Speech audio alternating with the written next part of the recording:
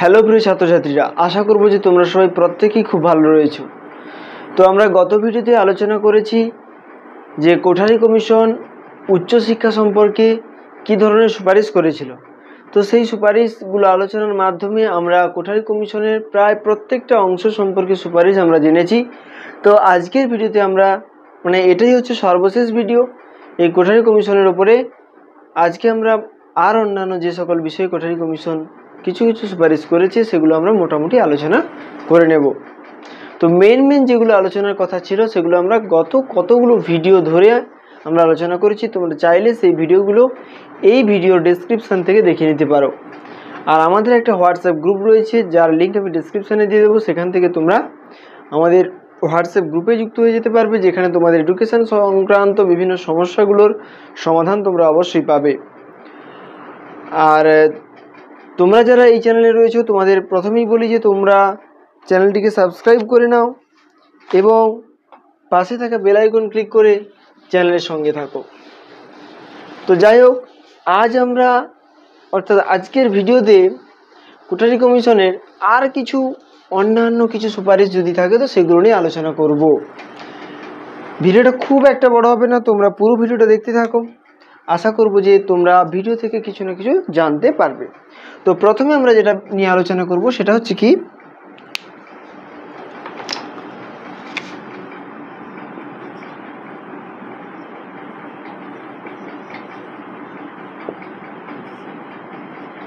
School জোট বা school complex. একে বলা হয় স্কুল কমপ্লেক্স, ঠিক আছে?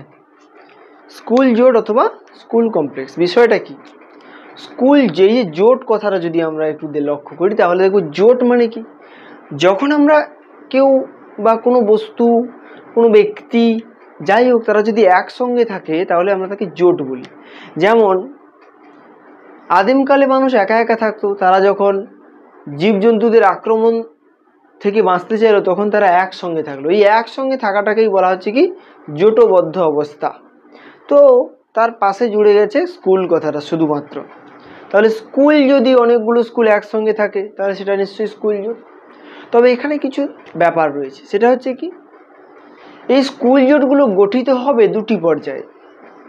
এই স্কুল জোট যে বিষয়টা, এটা কেন হলো না, আমাদের দেশের শিক্ষা ব্যবস্থার সমৃদ্ধি ঘটানোর জন্য, আমাদের দেশের শিক্ষা ব্যবস্থার মানোন্নয়ন ঘটানোর জন্য কমিশন অর্থাৎ কোঠারি কমিশন স্কুল জোটের পরামর্শ দিয়েছে। এই স্কুল জোটটা গঠিত হবে দুটো পর্যায়ে। প্রথম পর্যায়ের যে স্কুল জোটটা গঠিত হবে, দুটো পর্যায়ে গঠিত হবে স্কুল জোট, যেখানে আমরা প্রথম পর্যায়ে পাবো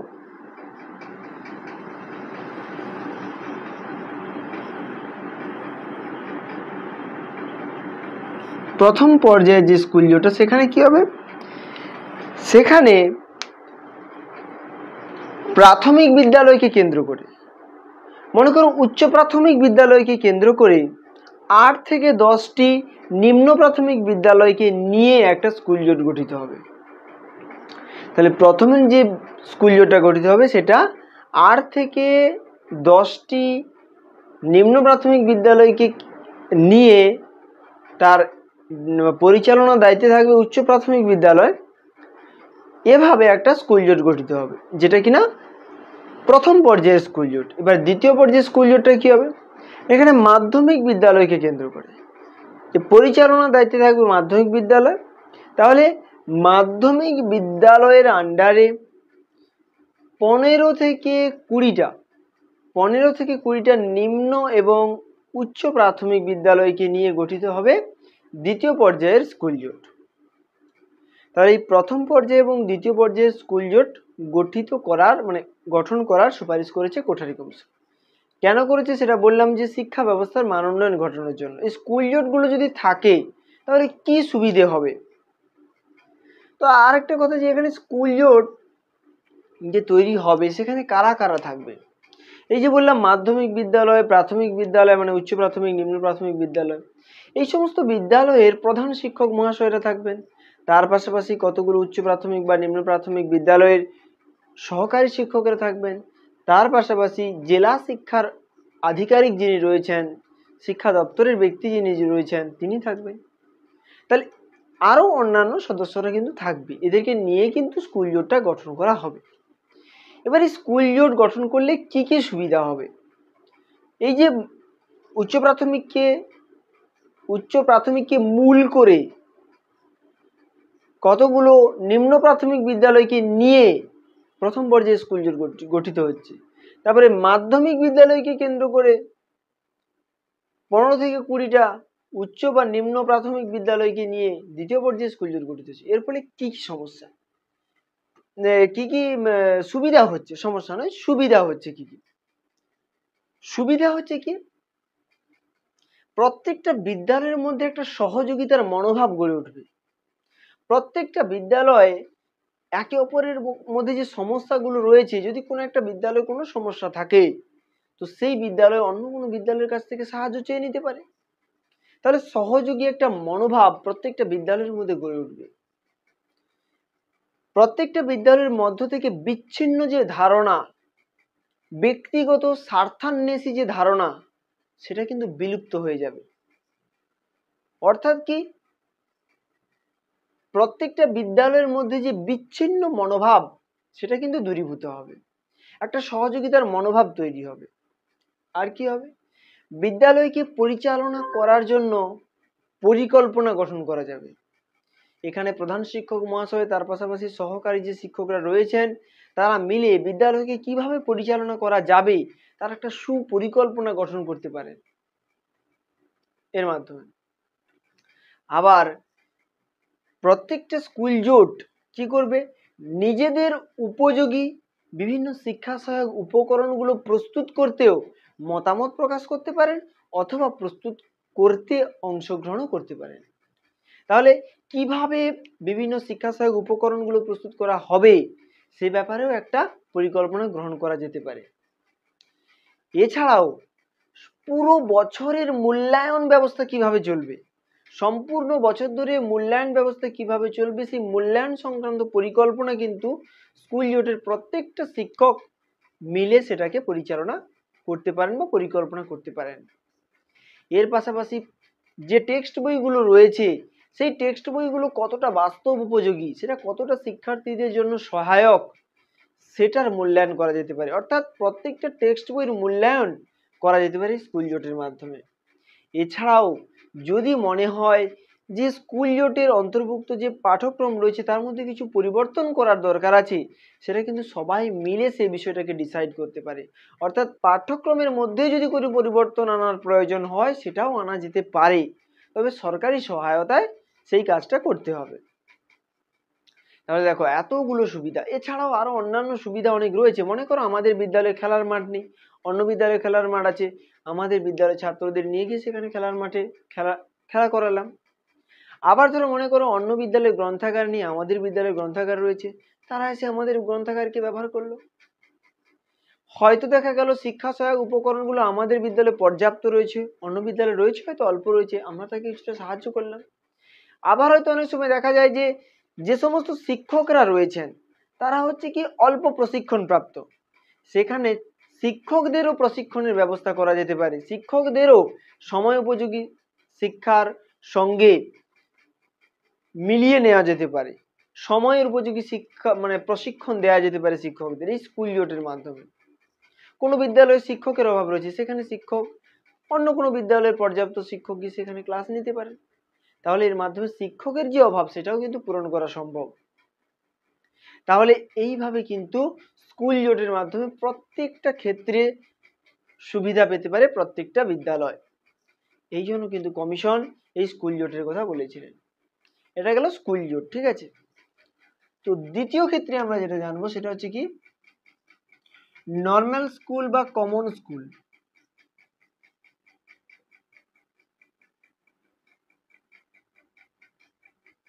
নর্মাল স্কুল বা কমন স্কুল, নর্মাল স্কুল বা কমন স্কুল কি, এই যে আমরা কমন কথাটা আমরা ম্যাথের ভাষায় খুব পরিচিত। কোনো একটা বিষয়কে আমরা কমন নিয়ে নিই, তার সঙ্গে গুণ ভাগ ইত্যাদি ইত্যাদি করে থাকি। যাই হোক, কমন বলতে এখানে এটাই বোঝানো হচ্ছে যে আমাদের এই শিক্ষা ব্যবস্থাকে সকলের মধ্যে বিলিয়ে দেওয়ার জন্য আমাদের এই শিক্ষা ব্যবস্থাকে সর্বজনীন করার জন্য, আমাদের এই শিক্ষা ব্যবস্থাকে সমৃদ্ধি এবং ঐক্যের বন্ধনে আবদ্ধ করার জন্য, আমাদের এই শিক্ষা ব্যবস্থাকে সমাজের সর্বস্তরের সকল পর্যায়ের সকল শ্রেণীর মানুষদের কাছে পৌঁছে দেওয়ার জন্য কমিশনের এক গুরুত্বপূর্ণ সুপারিশ হচ্ছে এই কমন স্কুল সিস্টেম। এই কমন স্কুল সিস্টেমে বলা হচ্ছে যেখানে প্রত্যেক শিক্ষার্থী শিক্ষার সুযোগ পাবে, শিক্ষার্থীদের সামনে কোন রকম বাধা যেন না থাকে। সেখানে কিভাবে বাধা থাকতে পারে? তুমি অন্য জাতি, তোমাকে এই বিদ্যালয়ে নেওয়া হবে। তুমি অন্য ধর্মের, তোমাকে এই বিদ্যালয়ে নেওয়া হবে না। তোমার অর্থ নেই, তোমাকে এই বিদ্যালয়ে নেওয়া হবে না। তুমি এই লিঙ্গের, তোমাকে বিদ্যালয়ে নেওয়া হবে না। তাহলে এই ধরনের বাধাগুলো এই কমন স্কুলে থাকবে না। অর্থাৎ জাতি, ধর্ম, বর্ণ, লিঙ্গ নির্বিশেষে প্রত্যেক শিক্ষার্থীকে শিক্ষার সুযোগ প্রদান করতে হবে এই ধরনের বিদ্যালয়ে। এটাই হচ্ছে কমন স্কুল সিস্টেম বা কমন স্কুল সিস্টেম, বা যেটাকে আমরা বলছি নর্মাল স্কুল বা কমন স্কুল, সাধারণ বিদ্যালয় আমরা বলতে পারি, ঠিক আছে, বাংলাতে। তাহলে এই বিদ্যালয় কি করবে? দেখো, সর্বজনীন শিক্ষা কিন্তু অগ্রসর হবে। সর্বজনীন যে শিক্ষার যে ধারণা, সেটা কিন্তু বিস্তৃত হবে। সর্বজনীন শিক্ষা মানে প্রত্যেক মানুষ শিক্ষায় শিক্ষিত হওয়ার যে আগ্রহ তাদের মধ্যে তৈরি হবে। সর্বজনীন শিক্ষার জন্য এটা খুব গুরুত্বপূর্ণ। এছাড়াও আমাদের যে প্রাথমিক বা তার পরবর্তী যে স্তর রয়েছে, সেগুলোর কি হবে? মানোন্নয়ন করবে। তাহলে এর জন্য কমিশন বলছে যে কমন স্কুল সিস্টেম গড়ে তুলতে হবে, যেখানে প্রত্যেকে শিক্ষার সুযোগ পাবে, কেউ হচ্ছে বাধার সম্মুখীন হবে না, ঠিক আছে। এছাড়াও এখানে বলা হচ্ছে যে এখানে শিক্ষার্থীরা নিজেদের ভাষায়, মাতৃভাষার মাধ্যমে, যদি সম্ভব হয় মাতৃভাষার মাধ্যমে শিক্ষা, অবশ্যই মাতৃভাষার মাধ্যমে করতে হবে। কারণ কমিশন প্রথমেই বলে দিয়েছে যে প্রাথমিক যে শিক্ষা ব্যবস্থা, সেখানে কিন্তু নিম্ন প্রাথমিকটা অবশ্যই মাতৃভাষার মাধ্যমে হবে, উচ্চ প্রাথমিক থেকে ইংরেজি থাকবে পাশে। তো কমন স্কুল সিস্টেমে যদি কেউ পড়ে, তাকেও তো ওই 10 বছর পেরোতে হবে। তাহলে 10 বছরের শিক্ষা ব্যবস্থার তাহলে মাতৃভাষাও থাকবে কয়েক বছর পর্যন্ত, আবার ইংরেজি ভাষা কিছু সময় পরে আবার পেয়ে থাকবে। তাহলে এইভাবে কমন স্কুল সিস্টেমকে পরিচালনার কথা বলেছে এই কোঠারি কমিশন। তো এরপর তৃতীয় পর্যায়ে আমরা যেটার কথা জানবো সেটা হচ্ছে কি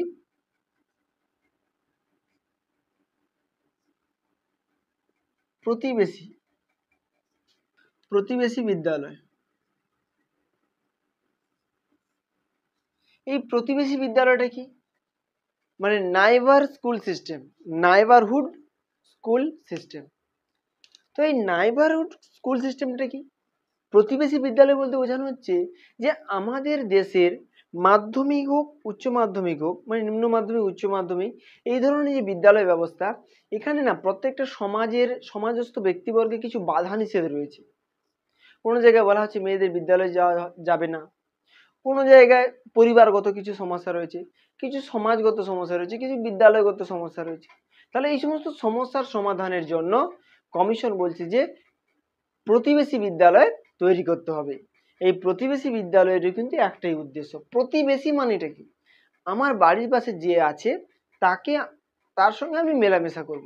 সে হিন্দু হোক, মুসলিম হোক, খ্রিস্টান হোক, জৈন হোক, শিখ হোক, যাই হোক, তার অর্থ থাকুক না থাকুক, সে যে লিঙ্গেরই হোক, পুংলিঙ্গ হোক, স্ত্রীলিঙ্গ হোক, যাই হোক, তার জাতি যাই হোক, তাহলে তাকে আমরা বলছি প্রতিবেশী এবং তার সঙ্গে মেশার চেষ্টা করছি। সেরকম প্রতিবেশী বিদ্যালয় বলতে আমরা এটাকেই বোঝাচ্ছি যে যেখানে জাতি, ধর্ম, বর্ণ, লিঙ্গ নির্বিশেষে প্রত্যেককে শিক্ষা দানের অধিকার দেওয়া হবে এবং প্রত্যেককে শিক্ষার সুযোগ প্রদান করা হবে, যেখানে কোনো রকম বাধা নিষেধ থাকবে না। একেবারে কমন স্কুলের মতো কিন্তু এই সিস্টেম, ঠিক আছে। এটাকে বলা হচ্ছে প্রতিবেশী বিদ্যালয়। এছাড়াও কমিশন আরো একটা সুপারিশ করেছিল, যেটা হচ্ছে আশ্রমিক বিদ্যালয়। এগুলো এমসিকিউর প্রশ্ন হতে পারে, সেজন্য বললাম যে আশ্রমিক বিদ্যালয়ের কথা কিন্তু সুপারিশ করেছিল এই কমিশন।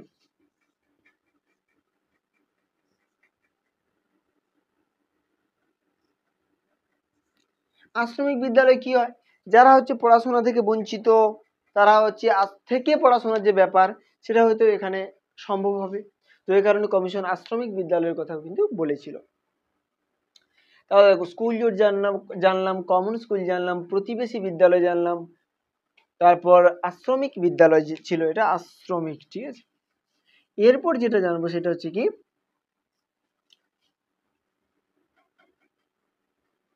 Advance course.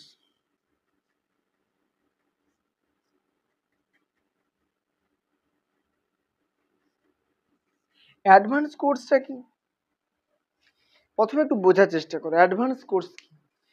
অনেক বাড়িতে দেখা যায় যে ছাত্ররা প্রাইমারি স্কুলে পড়ে, মনে করো প্রাইমারি স্কুলে যেমন বাংলা রয়েছে, গণিত বই রয়েছে, তৃতীয় শ্রেণী থেকে মনে করো গণিত বই রয়েছে।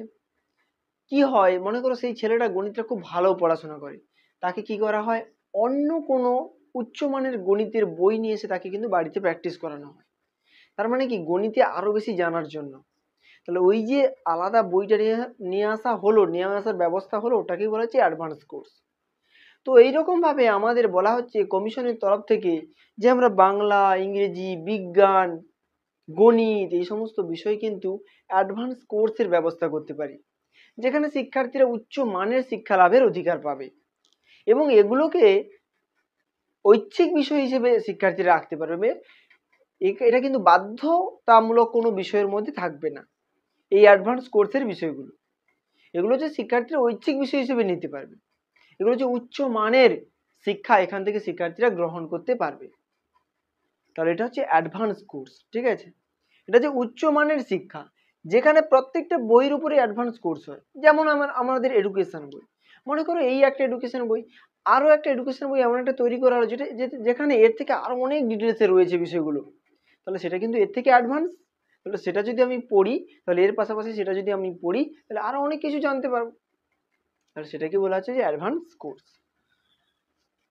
তো এরপর যেটা থাকছে সেটা হচ্ছে কি,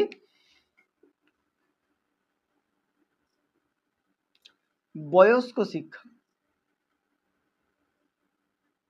বয়স্ক, হ্যাঁ, বয়স্ক শিক্ষা। এই বয়স্ক শিক্ষার ব্যাপারে কমিশন কি বলছে? কমিশনের মত এই যে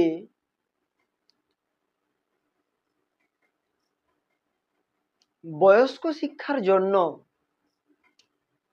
কমিশন যে সুপারিশগুলো করেছে, যারা হয়তো বিদ্যালয়গত কারণে বা পারিবারিক কোনো কারণে বিদ্যালয়ে পড়াশোনা থেকে বঞ্চিত, তাদেরকে বিদ্যালয়ে অন্তর্ভুক্ত করা। এছাড়াও যারা ছোটবেলায় পড়াশোনা করেনি, পরবর্তীকালে তাদের জন্য শিক্ষার ব্যবস্থা করা, এগুলো হচ্ছে বয়স্ক শিক্ষার ক্ষেত্রে কমিশনের সুপারিশ। কমিশন বলছে যে বয়স্ক শিক্ষার যে কালটা না, সেটা হচ্ছে 15 থেকে 35 বছর বয়স পর্যন্ত, ঠিক আছে, 15 থেকে 35 বছর বয়স পর্যন্ত। তাহলে এই বয়সের শিক্ষার্থীরা যদি কোনো কারণে 15 বছরের কোনো এক শিক্ষার্থী শিক্ষা গ্রহণ করেনি, সে আবার শিক্ষা গ্রহণ করতে চাইছে, তাহলে তার জন্য আংশিক সময়ের একটা ব্যবস্থা, শিক্ষার ব্যবস্থা করে দেওয়া হবে। সেটাই হচ্ছে বয়স্ক শিক্ষা, এখানে আর অন্য কিছু নেই। তাহলে বয়স্ক শিক্ষার ব্যাপারে কমিশন সুপারিশ করেছে। তাহলে পরীক্ষা থাকতে পারে কিন্তু যে বয়স্ক শিক্ষা ব্যাপারে কমিশন, কোন কমিশন সুপারিশ করেছিল, বা বয়স্ক শিক্ষা বলতে এখানে কত থেকে কত বছর বয়সের কথা বলা হয়েছে, 15 থেকে 30 বা 35। 30 থাকলে তোমরা লিখতে পারো, 35 থাকলে কিন্তু তোমরা লিখতে পারো, ঠিক আছে। তাহলে এটা গেল বয়স্ক শিক্ষা। আমি জাস্ট উপরে উপরে বলে বলে যাচ্ছি, কারণ এগুলো হচ্ছে এমসিকিউর প্রশ্ন হতে পারে। তো এরপর যেটা রয়েছে সেটা কি,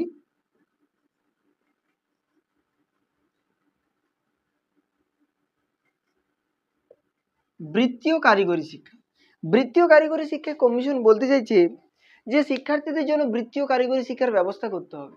প্রত্যেকটা শিক্ষার্থী যেন নির্দিষ্ট সময়ের পরে তারা যেন নিজে উপার্জন করার জন্য দক্ষ হয়ে ওঠে।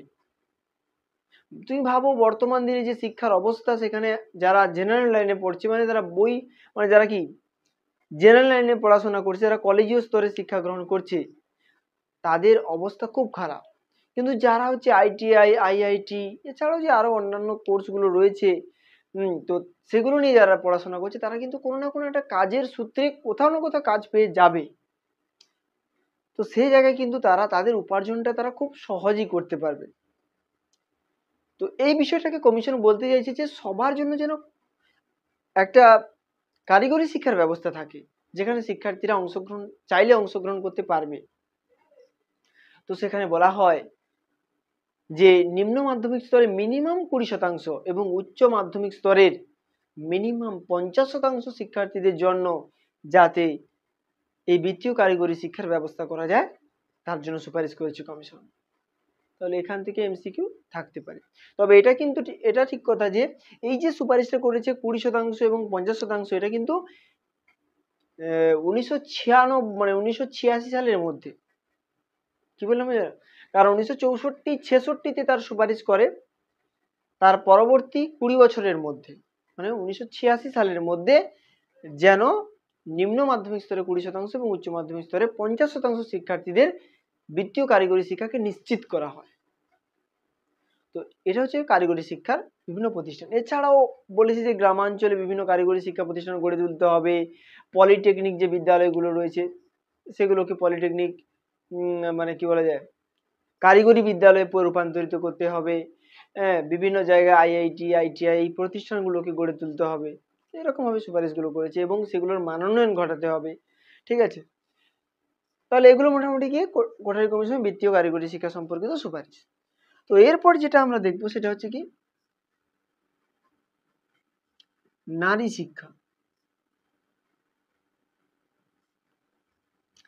নারী শিক্ষার ক্ষেত্রে কমিশন কি সুপারিশ করেছে? নারী শিক্ষার ক্ষেত্রে কমিশন বলছে যে নারীদের জন্য পৃথক বিদ্যালয় তৈরি করা হোক। নারীদের জন্য পৃথক বিদ্যালয় তৈরি করা হোক। নারীদের জন্য যে পাঠ্যক্রম রাখা হবে তার মধ্যে চারুকলা, সঙ্গীত, নৃত্য, অঙ্কন, চারুশিল্প, সূচিশিল্প, তো এই ধরনের বিষয়গুলো যেন অন্তর্ভুক্ত করা হয়। তার পাশাপাশি গার্হস্থ্য বিজ্ঞান, ঠিক আছে, এগুলো যেন অন্তর্ভুক্ত করা হয় পাঠ্যক্রমের মধ্যে। এছাড়াও বলা হচ্ছে যে ছাত্রীদের জন্য, নারীদের জন্য পৃথক আবাসিক বিদ্যালয়ের ব্যবস্থা করতে হবে। মানে কোনো মেয়ে যদি থেকে পড়াশোনা করতে চায় সে যেন নিরাপদে থেকে পড়াশোনা করতে পারে, তার সুযোগ করে দিতে হবে। এর পাশাপাশি বলা হচ্ছে যে শিক্ষা ব্যবস্থাকে, নারী শিক্ষার ব্যবস্থাকে সেই পর্যায়ে উন্নীত করতে হবে যেখানে দেখা যাবে যে নিম্ন মাধ্যমিক স্তরে ছাত্রী এবং মানে ছাত্র এবং ছাত্রীর অনুপাত হবে কত 1:2 এবং উচ্চ মাধ্যমিক স্তরে সেটা গিয়ে দাঁড়াবে 1:3। এটা হচ্ছে কি ছাত্রছাত্রীর অনুপাত।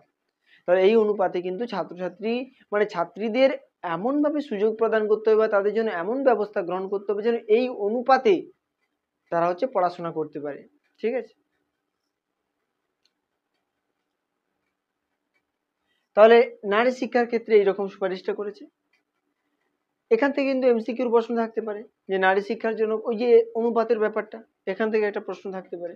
এই যে আবাসিক বিদ্যালয় তৈরির কথা বলেছে, পৃথক নারী শিক্ষার বিদ্যালয় এবং পাঠ্যক্রমের মধ্যে কোন কোন বিষয়গুলোকে অন্তর্ভুক্ত করতে হবে তার কথা বলেছে, এবং নারীদের জন্য বৃত্তি শিক্ষার ব্যবস্থা করেছে। এছাড়াও বিভিন্ন যদি স্কলারশিপ পায় তারা নিজেদের যোগ্যতায় তার ব্যবস্থা করার কথাও কমিশন বলেছে। তো যাই হোক, এগুলো হচ্ছে নারী শিক্ষার ব্যাপারে সুপারিশ।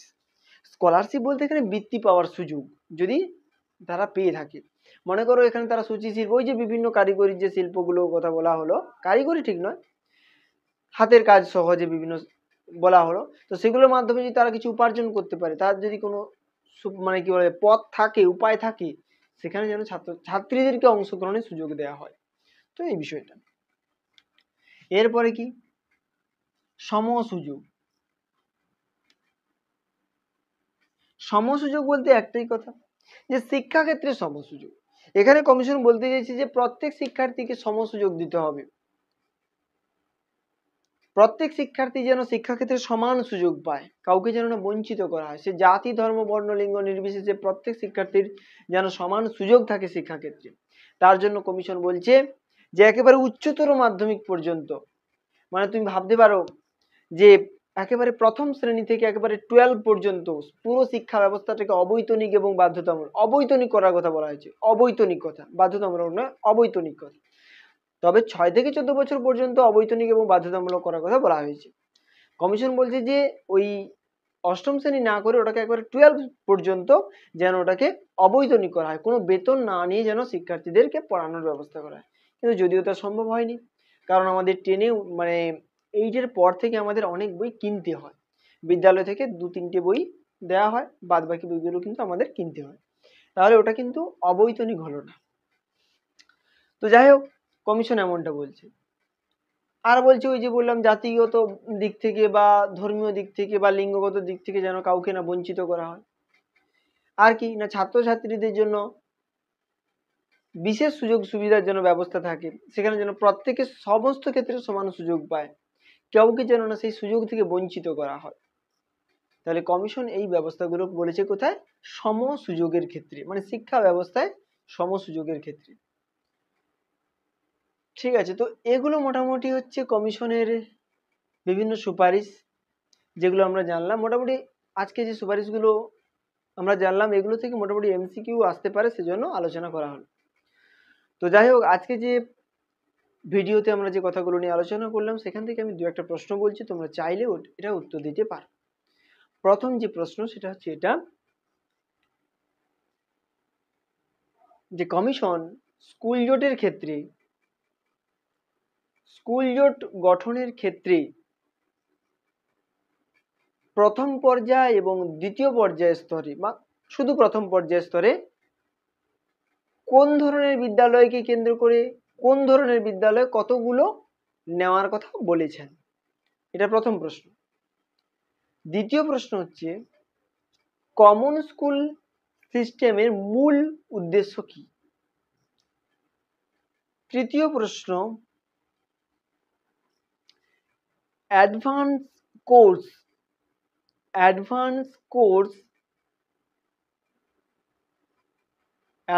কোর্সের কথা প্রথম কোন কমিশন বলে? এরপর আমরা যেটা, মানে এর পরবর্তী যে প্রশ্ন থাকবে সেটা হচ্ছে কি, উচ্চ মাধ্যমিক বিদ্যালয়ে ছাত্র ছাত্রীদের অনুপাতটা কত হবে? কতজন ছাত্র থাকলে সেখানে কতজন ছাত্রী থাকতে হবে? তাহলে এই অনুপাতটা কি রকম হবে সেটা তোমরা একটু জানাবে। তো মোটামুটি ভাবে এইটুকু।